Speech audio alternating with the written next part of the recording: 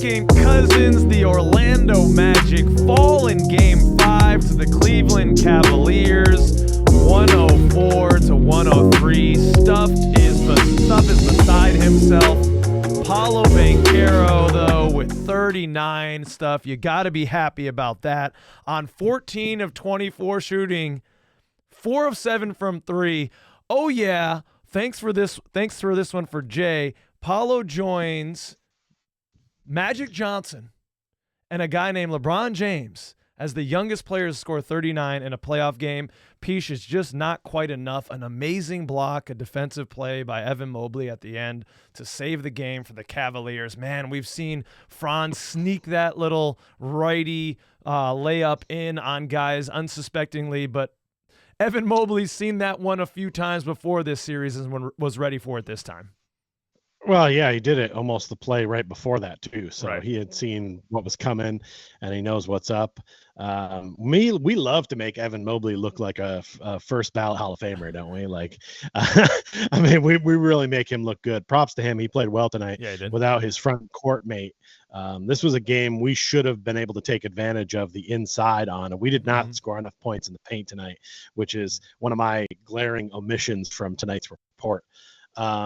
But I'm going to go ahead and I'm pretty positive about this one. I know it sucks to lose this game close because we were in it and we're around, but this is the kind of playoff atmosphere we needed for this team, right? Yeah. And we still saw a lot of good things. We didn't get quite as much help from the role guys as we got at home, which kind of was the difference. That makes sense. But we didn't play good in the first half, but we're only down by 1 after the first half. Like, I saw a fair amount of things I liked. And most of the things that were missing from our game were the things that, have been kind of steadily missing. Shooting poorly from 3 and not getting help from other guys. And I know Gary Harris went out injured, and we hope he ends up being okay. But he had played 19 minutes prior. He's 0 for 3 from the floor. He scores no points. It's a factor, right? He needs to be a guy who can score a bucket once in a while, and he's not. And Cole wasn't there off the bench tonight either. So, there was just some holes missing. And I thought down the stretch, we got too Paulo-centric, and I did not like it. And I know the man had 39 points, but I don't like to watch NBA basketball when it's just give the ball to this one guy and let him do stuff. He was at least using Franz a little bit, and then they did use Franz again at the end. Yeah. But it felt very Paulo-centric. But, honestly, he was one of the only guys consistently scoring the ball, so I kind of get it. But it's just sort of like we work better when we're doing team things and getting easy baskets. Yep. And we weren't doing that tonight. And it's like without Jared Allen down there, we should have gotten more points in the paint. It was just Mobley tracking things down and around in there. And it just, we didn't go that way with our game, which I thought was a little weird, but I don't know. How are you feeling? You stole all my points. We can end the recap right now. We can end the reaction right now.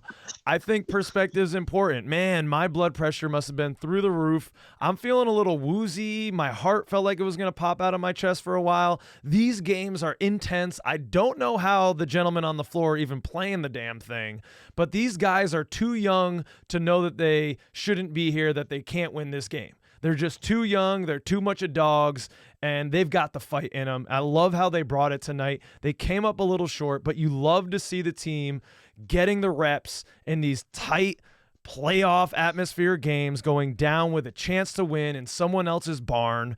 And it sucks. The outcome sucks, but some perspective is helpful. Hey, we're going back to Orlando.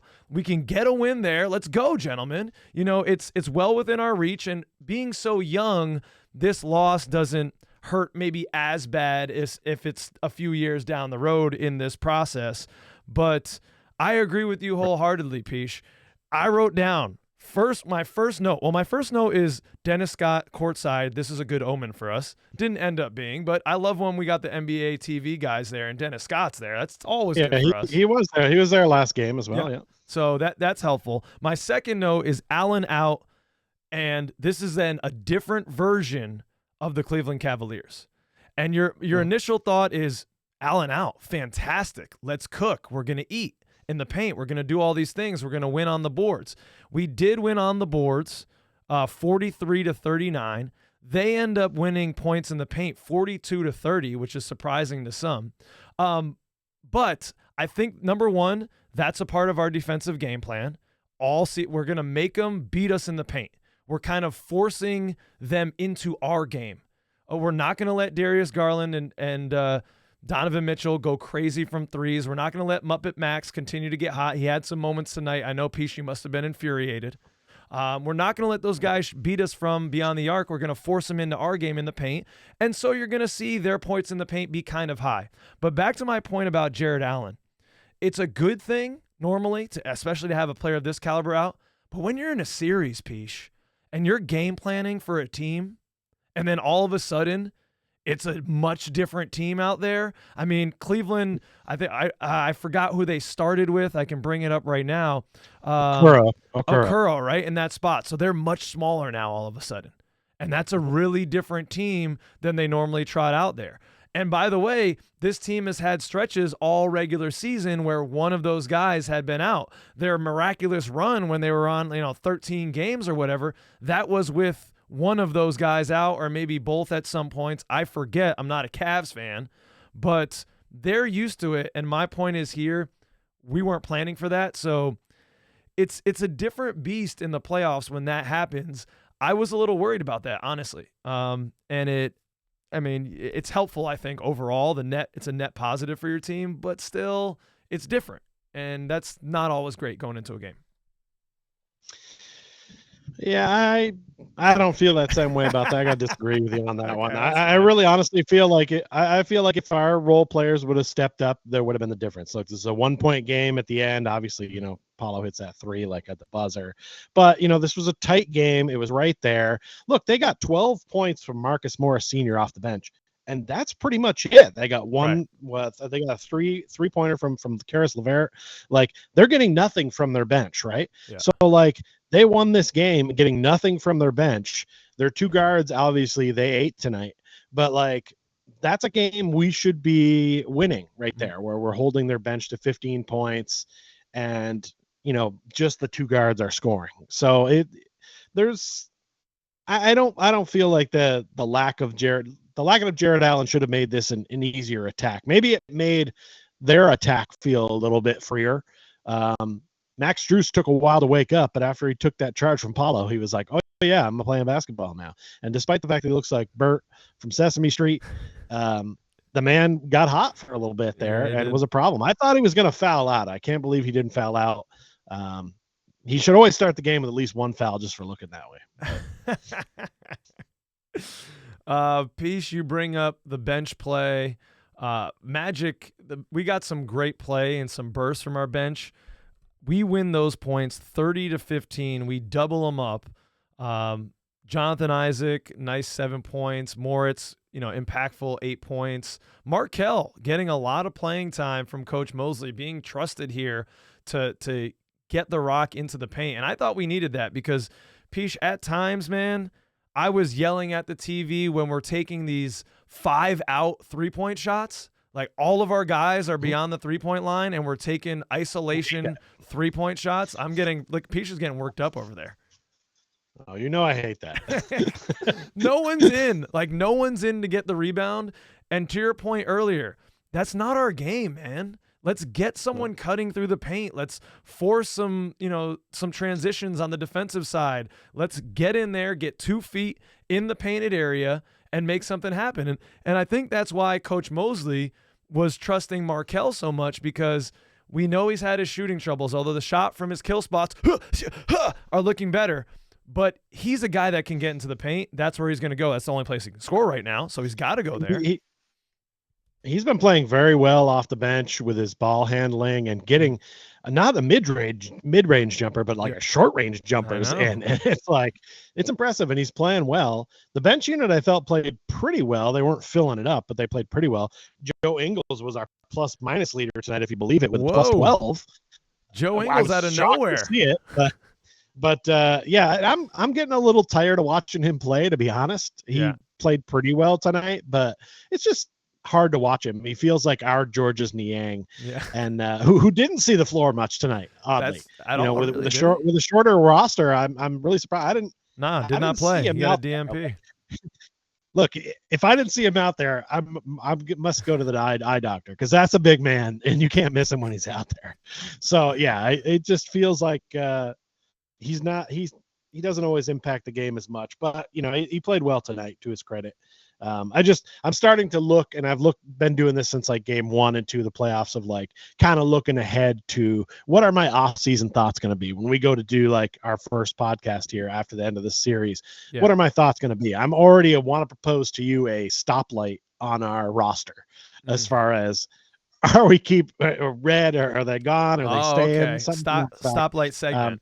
Got it. Because there is going to be a lot of guys that I'm going to be willing to move, and you're going to all want to debate me probably, but I'm starting to pack up some of my cards of these players to put a lot together to sell them now. Well, some people still want them.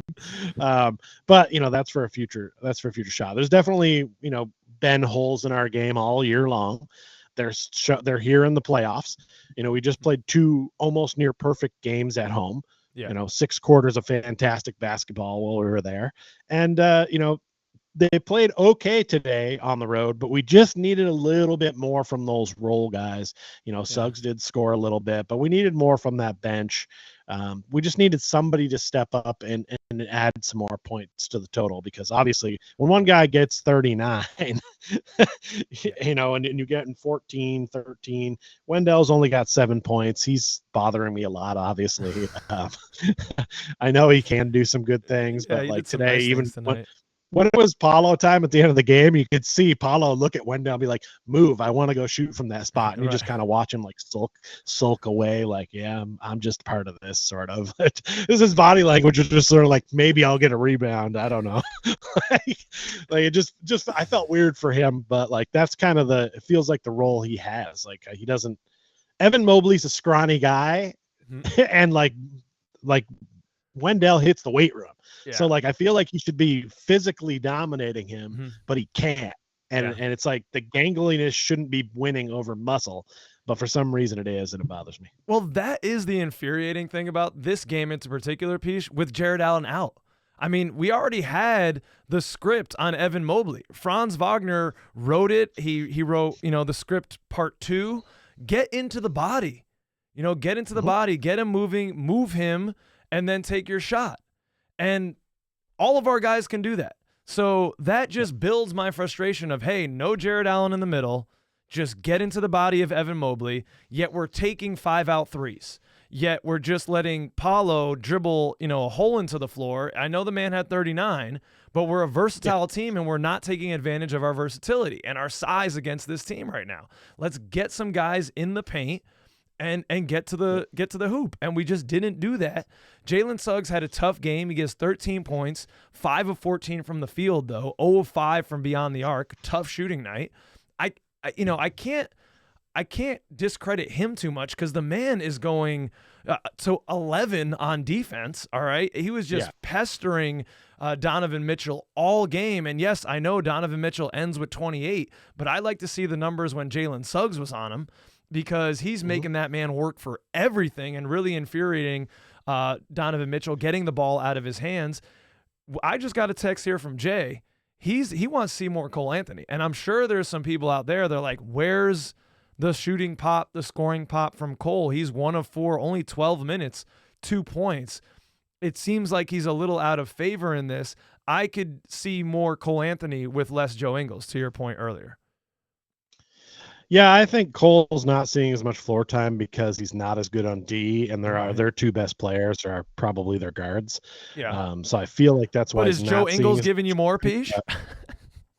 No, he's really not. But I think Joe's a little bigger, so I think he's probably playing more of a 3 when he's in there. True. I agree. Sometimes you have to sacrifice a little defense for a little offense. Yep. That's not really our makeup, but that's the kind of team that Cole Anthony really ought to be on. And when like that one, he would have been that spark off the bench that could have, ignited something. But in the little minutes he was out there, he didn't shoot the ball well. So, I don't necessarily blame him for that. But on a positive note, Franz Wagner is starting to give me Hedo Turkoglu vibes in a good way, man. Like, I feel like when he gets the ball, he can get to the rim and get a decent shot up no matter what's going on or who's covering him. I know he got blocked on that one, but he made one like the previous trip down. Right. Like, he just moves the ball well. One of the things I'd love to see us do, and I would have loved to see this on that last play of the game, is have one of our guys follow Franz. Let him work his way to the basket and let someone follow him. Because when he throws up a shot, he throws it up very lightly, and there's a very good chance for rebounds, right? Like when he misses, there's a juicy rebound. And the best place to get that rebound is by following right behind Franz, because there's going to be a path there. And I just feel like that's a little bit of a missed opportunity sometime when he drives. And I know he's shucking and driving, and maybe it's hard to tell what way to go, but that's a great way to get boards. And in a end of game situation, I'd like to see that play more. But I love the Hedo Turkoglu vibes that I get from him, because I feel like I love Hedo. I'm not disrespecting him in any way, but I think Franz can be even better than Hedo down the line. But I like to see him handling the ball in the playoffs in the crunch time. I feel comfortable with it.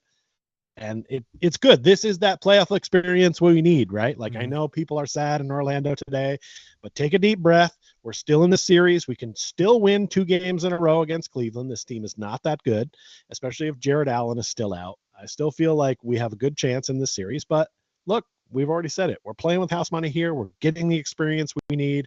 And if you're not going to feel good about the Orlando Magic going into next season, I don't know what you need, because this is a good stepping stone. We need to fill some holes. Hopefully they get filled in the offseason, but this is what we wanted coming in the playoffs, I think, still. So we're on target, even though it's a hard loss.